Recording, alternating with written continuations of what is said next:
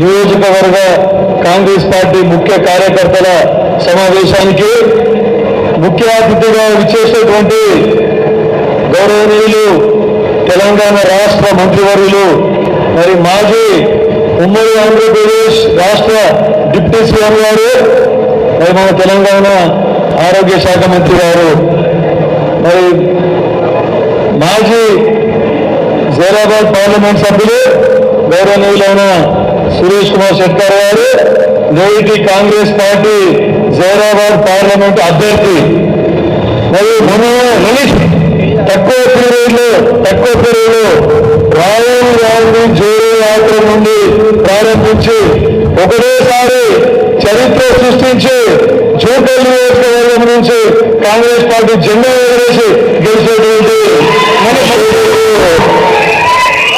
కోట లక్ష్మీకాంతరావు గారు మరియు సోదరుడు నాగేష్ షెట్కర్ గారు, సోదరుడు చంద్రశేఖర్ రెడ్డి గారు, రాకేష్ షెట్కర్ గారు, మాజీ జోరాబాద్ పార్లమెంట్ యూత్ కాంగ్రెస్ అధ్యక్షులు వినోద్ పటేల్ గారు, ఇంకా మా మున్సిపల్ చైర్మన్ మొన్న మీరు అందరూ చూసిండ్రు. మనకు మెజారిటీ నారాయణకే ప్రజలు మెజారిటీ కౌన్సిలర్లు గెలిపించినా కూడా దొడ్డిదారిన ఏదైతే ప్రజాస్వామ్యాన్ని కూని చేసి బయటకెళ్ళి ఎమ్మెల్సీలను ఎంపీలను తీసుకొని వచ్చి మనకు మున్సిపల్ చైర్మన్ కాకుండా చేసి వాళ్ళు గద్దెనెక్కింది.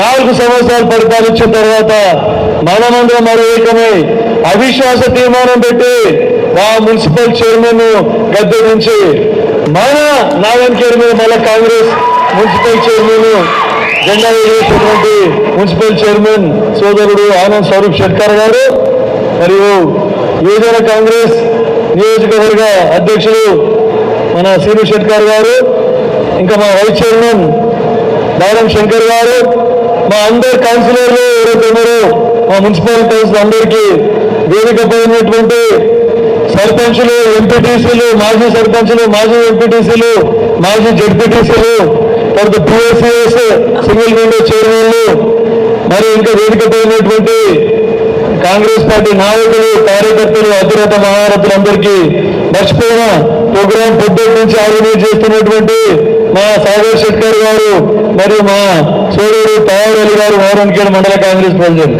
మరి ఇతర మండలాల కాంగ్రెస్ ప్రెసిడెంట్లకు, ఇక ముఖ్యంగా గ్రామాలు చూసేటటువంటి మా కాంగ్రెస్ కరుడు కట్టిన కాంగ్రెస్ కార్యకర్తలందరూ కూడా సురక్ష వచ్చి నమస్కరిస్తాం.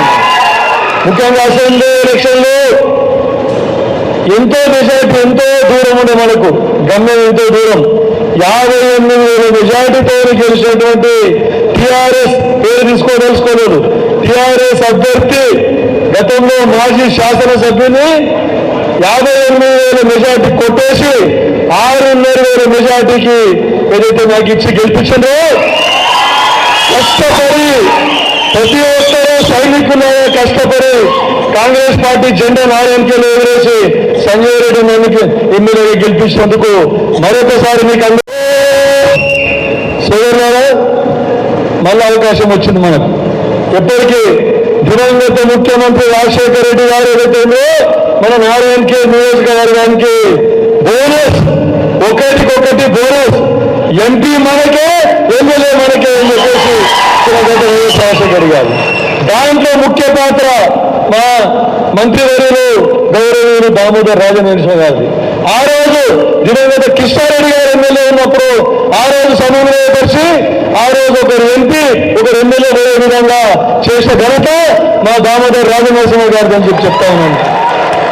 దాన్ని దృష్టిలో పెట్టుకొని ఈరోజు మీకు అందరికీ ముఖ్య విషయం చెప్పదలుచుకున్నాను. ఎన్నో మనం అన్ని కొట్లాటలు చూసాం. 10 సంవత్సరాల నుంచి మనకి ఎంత టార్చర్ పెట్టిండ్రు, ఎంత చిత్రహింసలు పెట్టిండ్రు. ఒక కళ్యాణ లక్ష్మి రానియకుండా చేసిండ్రు, ఒక షాదీ ముబారక్ రానియకుండా చేసిండ్రు. ఎన్ని సంక్షేమ పథకాలు ఉన్నా కూడా మొత్తం వాళ్ళ పార్టీ వాళ్ళకే ఇవ్వాలి. మన పార్టీ వాళ్ళకి ఒకవేళ శాంక్షన్ వస్తే మా పార్టీ కండువా కప్పుకుంటేనే మేము ఇస్తాం, లేకుంటే లేదని చెప్పేసి ఎంతో మందికి అసలు రానియకుండా చేసింది. మీరు చూసిండు నన్ను గెలిపించిన తర్వాత 3 సంవత్సరాల నుంచి పెండింగ్ ఉన్నటువంటి కళ్యాణ లక్ష్మిని కూడా ఈరోజు క్లియర్ చేస్తామని చెప్తా ఉన్నాం. 15 రోజుల కంటే ఎక్కువ లేదు. 15 రోజులకు మొత్తం ఫైల్ తీసుకొస్తే ఎప్పటికప్పుడు ఏ పార్టీ టీడీపీ కాదు, టీఆర్ఎస్ కాదు, బీఎస్పీ కాదు, కాంగ్రెస్ పార్టీ కాదు, ఏ పార్టీకి సంబంధించిన గరీబులైనా సరే వారికి ప్రభుత్వ సంక్షేమ పథకాలు లబ్ధి చేకూరాలని ఎప్పటికప్పుడు అందరూ కూడా మేము సంతకం పెట్టేసి అందరికీ లభ్యమయ్యే విధంగా మేము కృషి చేస్తా ఉన్నామని చెప్పి చెప్తా ఉన్నాం. అదొకటే కాకుండా ఎన్నో సమస్యలు మీరు చూసింది. ఆ సమస్యలన్నింటినీ అధిగమించి రాష్ట్రాన్ని అయితే మనం సోనియా గాంధీ ఇచ్చినటువంటి మిగులు బడ్జెట్ తెలంగాణ రాష్ట్రాన్ని 8 లక్షల కోట్లు అప్పు చేసి మిగులు బడ్జెట్ ఉన్న రాష్ట్రాన్ని దివాలా తీయించి 8 లక్షల కోట్లు అప్పు తీసుకొని పోయింది. గతంలో 60 సంవత్సరాలు పరిపాలించి 60,000 కోట్ల అప్పు తీసుకొస్తే ఈరోజు కేవలం 10 సంవత్సరాలు పరిపాలించి ప్రత్యేక తెలంగాణ ఇచ్చి మిగులు బడ్జెట్ రాష్ట్రాన్ని ఇచ్చిన సోనియా గాంధీ ఏదైతే నిరుద్యోగ యువత తర్వాత తెలంగాణ ప్రజలు కన్న కళలన్నీ బొమ్మ చేసి ఈరోజు మనందరినీ 10 సంవత్సరాలు 20 సంవత్సరాలు వెనక్కి పెట్టేసిన ఘనత ఈ దౌర్భాగ్యపు టీఆర్ఎస్ ప్రభుత్వం అని చెప్పి చెప్తా ఉన్నా. ఈరోజు తాగే నీళ్ళ పరిస్థితి మీరు చూస్తూ ఉన్నారు. కాంగ్రెస్ రాగానే కరువు వచ్చిందంట. అసలు కాంగ్రెస్ వచ్చింది గెలవగానే ప్రజాస్వామ్యం వచ్చింది. అందరూ ప్రతి ఒక్కరు కూడా ప్రభుత్వ అధికారులకు కానీ ప్రజలకు కానీ ఎంతో సంతోషంగా పండుగ చెప్పుకుంటా ఉన్నారు. ఆనాటి పరిస్థితి క్యాంప్ ఆఫీస్ లోపలికి ఎంతో పరిస్థితి లేకుండే. మంత్రులు కానీ ఎమ్మెల్యేలు కానీ అక్కడ ప్రగతి భవన్ ఎంటర్ అయ్యే పరిస్థితి లేకుండే. ఈరోజు మా రేవంత్ రెడ్డి గారు ముఖ్యమంత్రి అయిన తర్వాత మన కాంగ్రెస్ ప్రభుత్వం ఏర్పడిన తర్వాత ప్రజాభవనం అయిపోయింది, ప్రగతి భవన్ అయి ప్రజాభవన్ అయింది. ప్రతి ఒక్క సామాన్య మానవుడు కూడా ఈరోజు ప్రజాభవన్లోకి పోయి స్వేచ్ఛగా పోయి వారి సమస్యలను చెప్పుకునే పరిస్థితి కల్పించిన ఘనత మా రేవంత్ రెడ్డి ముఖ్యమంత్రి గారిని ఈ కాంగ్రెస్ ప్రభుత్వం అని చెప్పి చెప్తా ఉన్నారు. వచ్చిందా లేదా ప్రజాస్వామ్యం? అందరూ 10 సంవత్సరాల నుంచి సమస్యలు తీసుకొని వస్తున్నారు. నేను గెలిచిన 4 నెలలు రాలేదు సార్, ఇది 8 ఉన్నాయి సార్, 10 ఉన్నాయి సార్, ఎంఆర్ఓ ఆఫీస్లో పని అయితే లేదు, ఎండీ ఆఫీస్లో పని అయితే లేదు, ఇవన్నీ ధరణి పోర్టల్ ఎన్నో సమస్యలు మీరు అన్నీ చూశారు. అట్లాంటివన్నీ కూడా ఇప్పుడు మనం ఒకటొకటి సమస్యను సాల్వ్ చేసుకుంటూ మరి ముందుకు పోతా ఉన్నాం.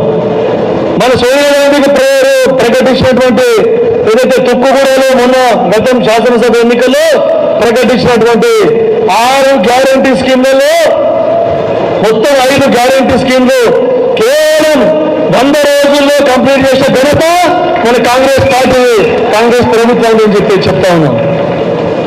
ఇక ఎన్నో హామీలు ఇచ్చింది. డబుల్ బెడ్రూమ్ ఉన్నారు, 3 గడుపు ఏది కూడా నెరవేర్చలేదు. కానీ 100 రోజుల్లో ఇంత నెరవేరిస్తే ఏమంటారు వాళ్ళు టీఆర్ఎస్ నాయకులు? రైతు బంధు ఎప్పుడు వస్తుంది, రుణమాఫీ ఎప్పుడు వస్తుంది అని చెప్పేసి. మా జిల్లా అధ్యక్షురాలు గౌరవనీయులు నిర్మలా జగ్గారెడ్డి గారికి స్వాగతం సుస్వాగతం.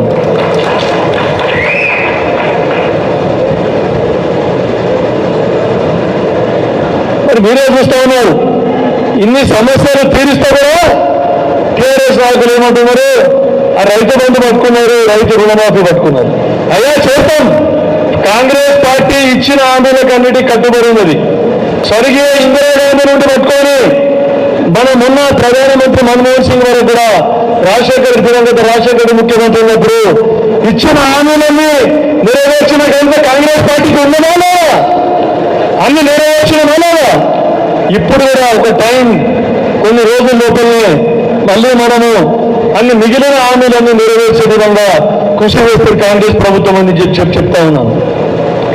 తర్వాత మరొకసారి తుక్కుగూడలో మన ప్రియతమ నాయకుడు రాహుల్ గాంధీ గారు ఏదైతే మళ్ళీ మనకు 5 గ్యారెంటీలు ఇవ్వడం జరిగింది. దాంట్లో ప్రతి ఒక్కరికి రైతులకు, విద్యార్థులకు, యువకులకు, మహిళలకు, బడుగు బలైన వర్గాల వారికి, మైనార్టీలకు, అన్ని వర్గాల వారికి కూడా హామీలు ఇవ్వడం జరిగింది. ఆ హామీలన్నీ కూడా నెరవేర్చే విధంగా మరి మన భారతదేశాన్ని ముందుకు నడిపిస్తామని చెప్పేసి ఆ రోజు ముందుగా దాన్ని చెప్పడం జరిగింది. ఇక గత 10 సంవత్సరాల నుంచి మీరు చూస్తూ ఉన్నారు నరేంద్ర మోడీ గారి ప్రభుత్వం.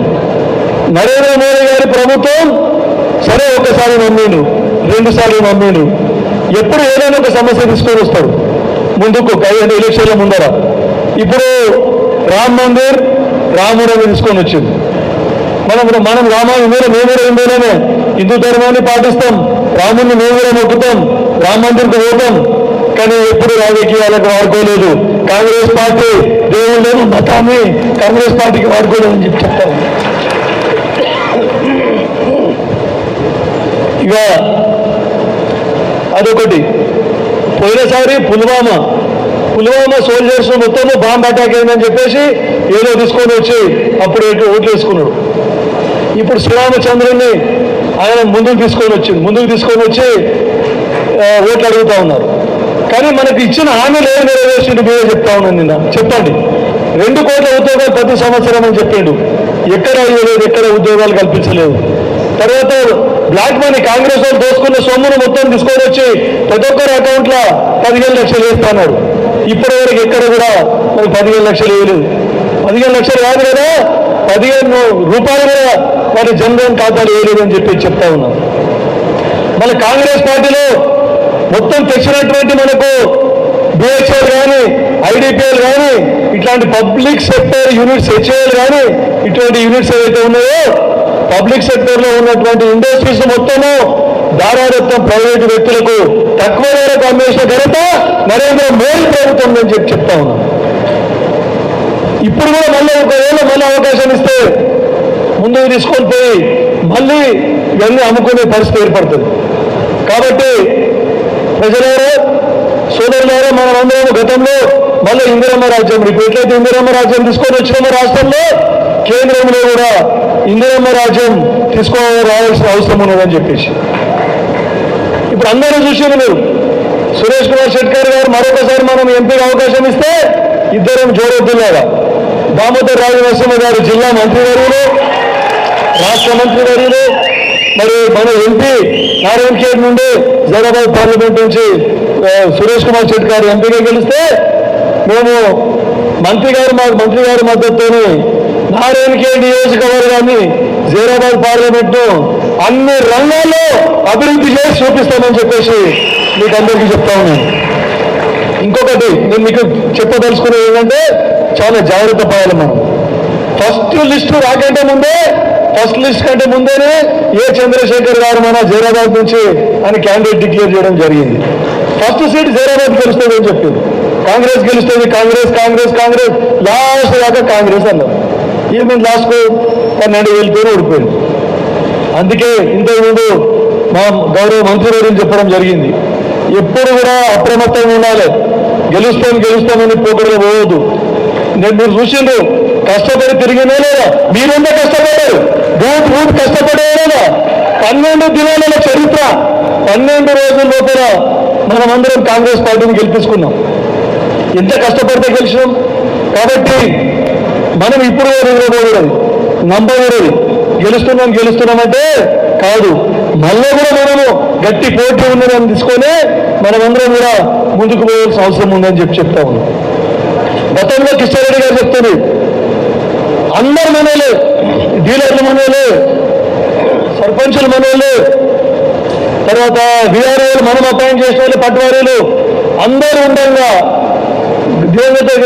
ఎవరో శివరాజ్ షెట్కర్ గారు 2,500-3,000 ఓట్లతో ఓడిపోవడం జరిగింది 1983లో. అందరు మనోళ్ళు మళ్ళీ 1985లో అందరూ మళ్ళీ గట్టిగా పనిచేస్తే ఎన్టీ రామారావుకు రాష్ట్రమంతా ఎక్కువ మెజార్టీ వస్తే కూడా నారాయణఖేడ్ ఆ రోజు కూడా శివరాజ్ షెట్కర్ గారు కాంగ్రెస్ జెండా ఎగరేసిన ఘనత సోదరులు. కష్టపడితే ఖచ్చితంగా కాంగ్రెస్కే విజయం మన దగ్గర. కానీ పక్కా గెలుస్తామంటే ఇప్పుడు కొంతమంది డౌట్ ఎక్స్ప్లెయిన్ చేసింది, నాకు మెజారిటీ ఎందుకు తగ్గిపోయిందని. అంటే 58,000 కొట్టేసి 60,000 వచ్చింది మెజారిటీ. కానీ ఇంకా ఇంటెలిజెన్స్ రిపోర్ట్స్ వాళ్ళందరూ అడిగితే 20,000 మెజారిటీని గెలుస్తుందని చెప్పారు.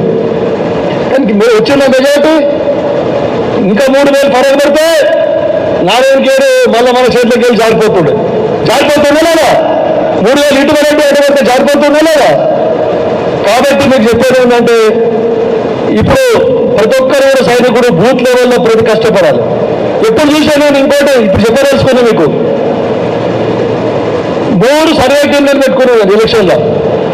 ఒకరికి తెలియకుండా ఒకరికి 3 సర్వే కేంద్రాలు రావాలి రోజు 1 గంట రాత్రికి వచ్చి. ఏమన్నారంటే సంజయ్ రెడ్డి పేరు ముందున్నది, పార్టీ కంటే కూడా సంజయ్ రెడ్డి పేరు ముందు, పార్టీ కంటే సంజయ్ రెడ్డి పేరు ముందు ఉన్నది. కానీ బూత్ లెవెల్ పని అవుతలేదు. బూత్ లెవెల్ పని లాస్ట్ వారం రోజులు ఎలక్షన్ అని బూత్ లెవెల్ పని అదే మాట. సంజయ్ రెడ్డి పేరు మంచిగా ఉండేది కానీ బూత్ లెవెల్ పని అయితే లేదు. అందరు మీ కార్యకర్తలు లేరు, బూత్ లెవెల్ పని అయితే లేదు. దీనికి కారణం తీసిన వల్ల ఎందుకు కారణం, ఎందుకు బూత్ లెవెల్ పని అయితే లేదంటే ఇద్దరు గెలిచింది కదా, ఇక గెలిచినాం అయిపోయా. ఇద్దరు నిలవగానే మళ్ళీ గెలిచిన కిందికి లెక్క. అందుకే మెజార్టీ తగ్గింది మనకు. ఇద్దరు గెలిచినా సరే ఏమో డౌట్ లేదు, మనం కష్టపడదాం గెలిపిద్దామని ఉంటే 20 కాదు కదా 30,000 మెజార్టీతో గెలుస్తుంటుంది నారాయణ ఖేల్ అని చెప్పి చెప్తా ఉన్నాం. व्यापार में दोनों मिल गए बस और क्या है, जीत गए, दोनों मिल गए जीत गए.